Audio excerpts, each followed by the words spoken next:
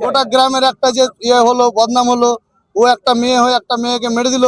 ওর নিজের বাচ্চা 10 মাস 10 দিন গর্ভে ধরে ও বাচ্চার ক্ষতি করে দিল। বাচ্চাটা একটা নিরীহ বাচ্চার এরকম জীবন খেয়ে নিল।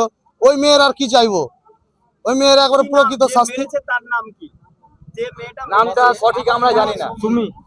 সুমি খাতুন। সুমি খাতুন। এখানে তার শ্বশুর বাড়ি। হ্যাঁ, এটা এটা ওর মায়ের বাড়ি। ওর শ্বশুর বাড়ি হচ্ছে লালখান্দিয়ার।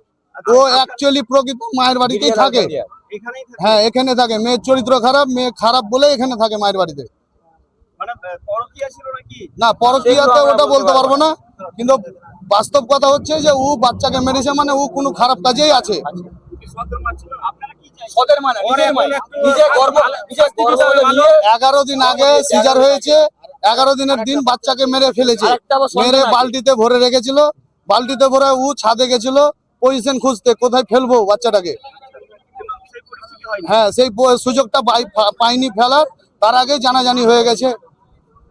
কি নাম আপনার? আমার নাম রহমান শেখ। আপনার বাড়ি এখানে? আমার বাড়ি এখানে, কি নাম? এলাকাটার নাম কি? মঙ্গলজন।